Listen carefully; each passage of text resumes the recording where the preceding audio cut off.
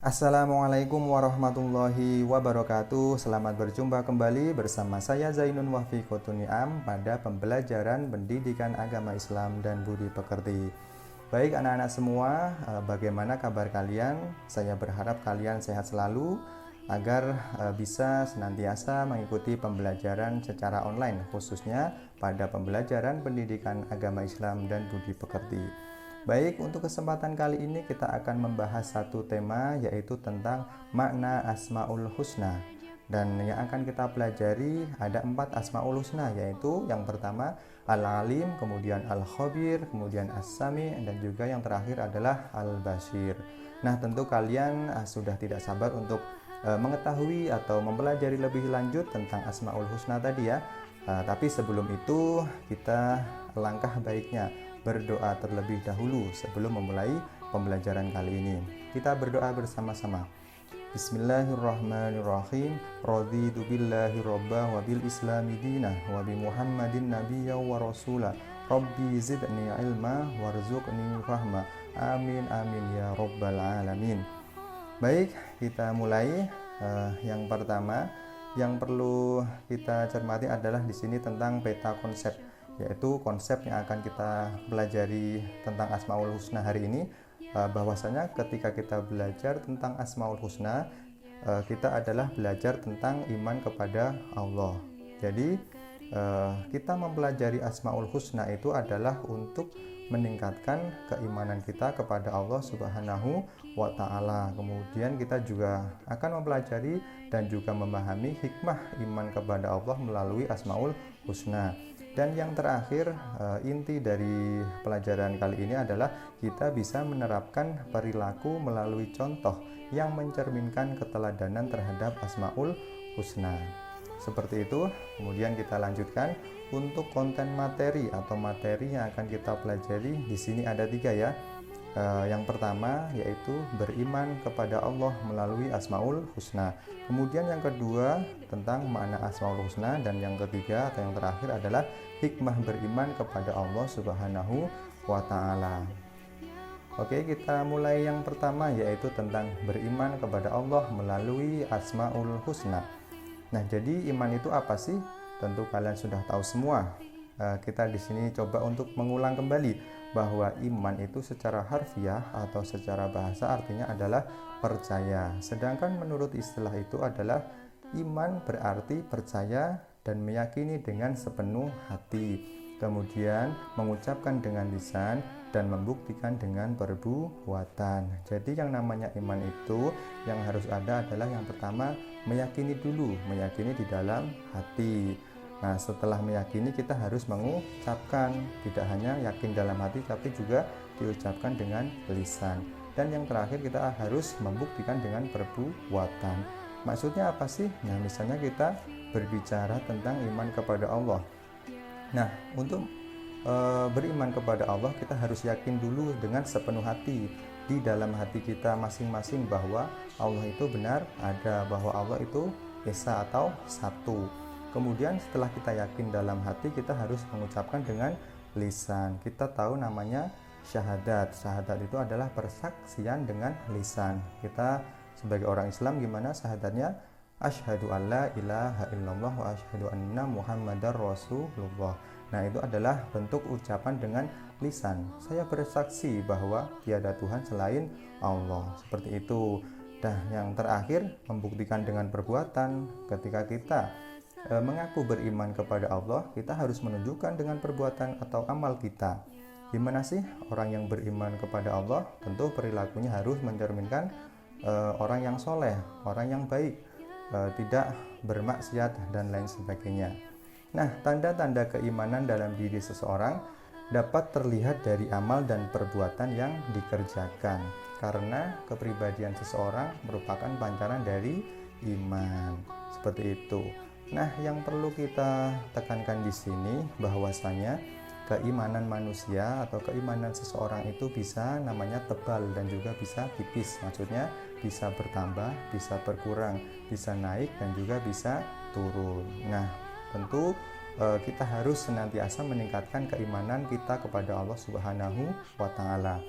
Nah, salah satu cara untuk meningkatkan keimanan manusia kepada Allah Subhanahu wa taala adalah dengan memahami nama-namanya yang baik dan indah atau Asmaul Husna, yaitu memahami nama-nama Allah yang indah, yang baik, seperti itu. Oke, kita lanjutkan. Nah, untuk selanjutnya, apa sih makna Asmaul Husna itu? Jadi Asmaul Husna itu artinya adalah nama-nama Allah yang baik. Di sini tidak hanya baik ya, tapi yang terbaik atau yang indah atau yang terindah. Nah, Allah mengenalkan dirinya dengan nama-nama yang baik sesuai dengan firman-Nya, yaitu di Quran surat Al-A'raf ayat 180. Bagaimana bunyinya? Kita coba membaca bersama-sama. A'udzubillahi minasyaitonirrajim. Bismillahirrahmanirrahim. Walillahil asmaul husna fad'uhu biha wa darul ladzina yulhiduna fi asma'ihi sajuzzauna ma kanu ya'malun. Yang artinya apa? Yang artinya, dan Allah memiliki al-asma'u al-husna, yaitu nama-nama yang terbaik. Maka bermohonlah kepadanya dengan menyebut namanya atau asma'ul husna, dan tinggalkanlah orang-orang yang menyalah artikan nama-nama Allah. Mereka kelak akan mendapat balasan terhadap apa yang telah mereka kerjakan. Jadi maksud dari ayat ini adalah Allah menekankan bahwa Allah itu memiliki nama-nama yang terbaik atau yang terindah, seperti itu ya, Asmaul Husna. Nah, maka bermohonlah atau berdoalah kepada Allah itu dengan menyebut nama-nama beliau yang indah. Misalnya kita berdoa kepada Allah untuk meminta ilmu. Nah, kita bisa menyebut namanya yang artinya pandai atau artinya mengetahui, misalnya Al-Alim, seperti itu. Atau kita minta rizki, kita bisa menyebut namanya Ar-Rozak, seperti itu ya. Nah, selanjutnya kita masuk ke Asmaul Husna atau 4 Asmaul Husna yang akan kita bahas pada kesempatan kali ini. Yang pertama adalah Al-Alim. Apa sih artinya Al-Alim itu? Al-Alim artinya maha mengetahui. Jadi Allah maha mengetahui yang tampak dan juga yang gaib, yang terlihat dan juga yang tidak terlihat. Pengetahuan Allah Subhanahu wa taala tidak terbatas oleh ruang dan waktu. Segala aktivitas yang dilakukan oleh makhluk diketahui oleh Allah Subhanahu wa taala. Bahkan peristiwa yang akan terjadi pun sudah diketahui oleh Allah Subhanahu wa taala. Dengan kata lain, pengetahuan Allah Subhanahu wa taala itu tanpa batas. Jadi kalau kita sebagai manusia, kita hanya bisa tahu apa yang kita lihat atau apa yang kita rasakan atau yang sudah kita alami. Tapi beda dengan Allah. Allah itu mengetahui segala hal yang ada di alam semesta, dan semuanya Allah mengetahui. Bahkan hal yang paling kecil pun yang ada di dalam hati kita Allah sudah mengetahui. Dan bahkan peristiwa yang belum terjadi sudah diketahui oleh Allah. Nah, itu yang hanya bisa mengetahui seperti itu hanyalah Allah Subhanahu wa ta'ala. Kita manusia dan makhluk lain itu tidak bisa. Nah, selanjutnya perilaku yang dapat diwujudkan dalam meyakini sifat Allah Al-Alim itu apa? Nah, kita bisa dengan secara terus-menerus mencari ilmu-ilmunya atau ilmu-ilmu Allah dengan cara tekun belajar. Nah, dengan kita rajin belajar, dengan kita tekun belajar, berarti kita sudah mengamalkan namanya Asmaul Husna yang Al-Alim atau maha mengetahui. Nah, kita sebagai manusia juga harus mengetahui segala sesuatu yang berguna untuk diri kita di dalam hidup kita dan juga untuk hari esok di akhirat kita, seperti itu. Kemudian yang selanjutnya Asmaul Husna yang kedua yaitu adalah Al-Khabir. Apa itu arti Al-Khabir? Artinya adalah maha waspada atau mengetahui perkara yang tersembunyi. Jadi Allah Subhanahu wa taala itu menciptakan miliaran makhluk dengan berbagai macamnya atau ragamnya. Semuanya itu sudah diketahui oleh Allah dengan detail atau dengan rinci, penuh kecermatan dan penuh kewaspadaan, baik secara lahir maupun batin. Tidak ada satupun ciptaan Allah itu yang salah sasaran.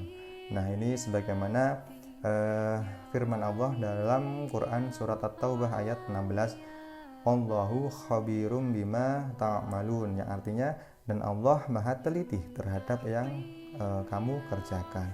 Jadi misalnya kita menganggap bahwa tidak ada seorang pun yang mengetahui perbuatan dosa kita merasa aman, ingat bahwa Allah Subhanahu wa Ta'ala pasti mengetahui. Mau kita ngumpet di kamar, mau kita bersembunyi di gua, mau dimanapun Allah mengetahui.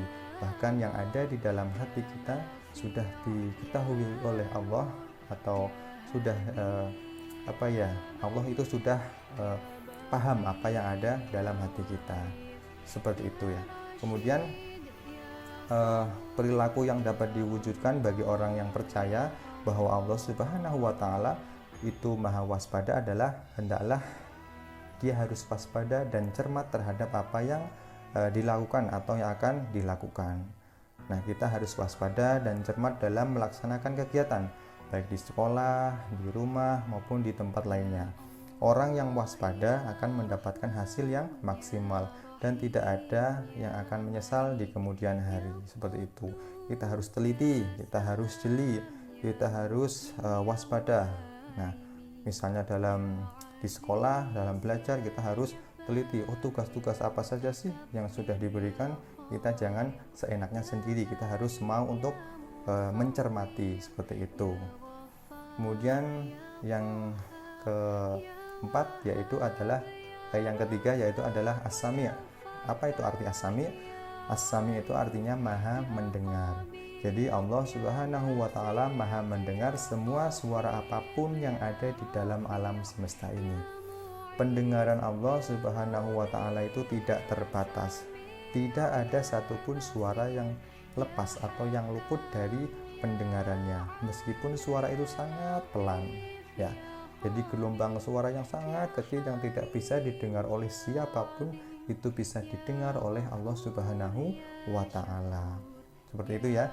Jadi ketika kita berbisik-bisik kepada orang lain tentang keburukan, ingat ada Allah yang maha mendengar. Nah, selanjutnya perilaku yang mencerminkan keimanan kepada Allah Subhanahu wa Ta'ala yang memiliki sifat maha mendengar adalah kita harus berupaya agar segala yang kita ucapkan merupakan perkataan yang baik dan berguna, karena kita meyakini bahwa Allah selalu mendengar segala yang kita ucapkan, bahkan yang masih terbesit dalam hati pun itu sudah didengar oleh Allah Subhanahu wa Ta'ala. Seperti itu. Kemudian yang terakhir yaitu Al-Bashir. Apa arti dari Al-Bashir ini? Artinya adalah Allah maha melihat. Allah maha melihat segala sesuatu walaupun lembut dan kecil. Allah Subhanahu wa Ta'ala melihat apa saja yang ada di langit dan di bumi. Bahkan seluruh alam semesta dapat dipantau oleh Allah Subhanahu wa Ta'ala. Nah, perilaku yang mencerminkan keyakinan bahwa Allah maha melihat adalah hendaklah kita berusaha semaksimal mungkin untuk dapat melihat peristiwa-peristiwa yang terjadi di alam semesta ini sebagai bahan renungan akan kebesaran Allah Subhanahu wa Ta'ala. Misalnya kita melihat alam, melihat pantai, melihat gunung, kita harus menumbuhkan dalam keyakinan kita, dalam hati kita bahwa alangkah indahnya ciptaan Allah Subhanahu wa Ta'ala. Ini sesuai dengan Quran Al-Hujurat ayat 18. Bismillahirrahmanirrahim.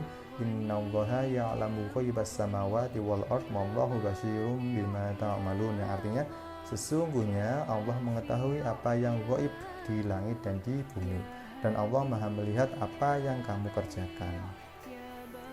Nah, yang terakhir yang akan kita bahas adalah hikmah beriman kepada Allah Subhanahu wa Ta'ala.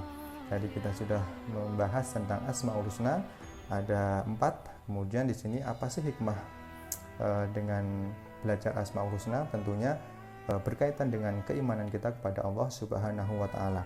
Nah, ketika kita mau beriman kepada Allah Subhanahu wa taala, yang pertama kita akan selalu mendapat pertolongan Allah Subhanahu wa taala. Ini sudah dijelaskan oleh Allah di Quran surat Al-Mu'min ayat berapa? Ayat 51. Yang artinya, sesungguhnya kami menolong rasul-rasul kami dan orang-orang yang beriman dalam kehidupan dunia dan pada hari berdirinya saksi-saksi atau hari kiamat. Kemudian hikmah yang kedua adalah hati kita akan menjadi tenang. Nah, ini sesuai dengan Quran surat Al-A'raf ayat 28 yang bunyinya, A'udzubillahi minasyaitonirrajim, Bismillahirrahmanirrahim, Alladzina amanu wa tatma'innu qulubuhum bidzikrillah, ala bidzikrillahi tatma'innul qulub, yang artinya yaitu orang-orang yang beriman dan hati mereka menjadi tentram dengan mengingat Allah. Ingatlah, hanya dengan mengingat Allah hati menjadi tentram. Ketika kita merasa gundah gulana, ketika kita merasa sedih, ketika kita merasa galau, kita harus selalu mengingat Allah. Nah, tidak hanya mengingat ya, kalau kita benar-benar beriman kepada Allah harus kita wujudkan. Bagaimana cara terbaik mengingat Allah adalah dengan sholat, ya, berdoa seperti itu, membaca Quran. Nah, itu bisa mengingatkan kita kepada Allah. Dan orang yang selalu mengingat kepada Allah pasti dia akan selalu memiliki hati yang senang dan gembira. Kemudian hikmah dari beriman kepada Allah yang terakhir adalah dia tidak merasa rugi dalam hidup, sebagaimana dijelaskan di Quran surat Al-Ashr ayat 1-3 yang bunyinya, Bismillahirrahmanirrahim, wal 'ashri innal insana lafi khusrin illal ladzina amanu wa 'amilus sholihati wa tawashaw bil haqqi wa tawashaw bis sabr, yang artinya, demi masa sungguh manusia berada dalam kerugian kecuali orang-orang yang beriman dan mengerjakan kebajikan serta saling menasehati untuk kebenaran dan saling menasehati untuk kesabaran.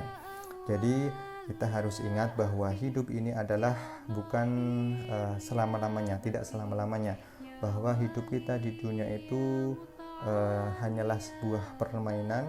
Kita jangan hanya hidup untuk hidup, tapi kita juga harus ingat bahwa hidup kita adalah diberi oleh Allah. Jadi kita harus memfokuskan hidup kita adalah hanya untuk Allah. Jangan sampai kita merasa rugi.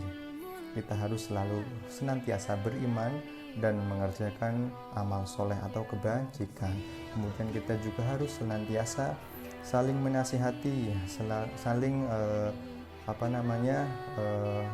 berkata baik atau mengajak kepada kebaikan kepada semua orang dalam hal kebenaran dan juga kesabaran, seperti itu.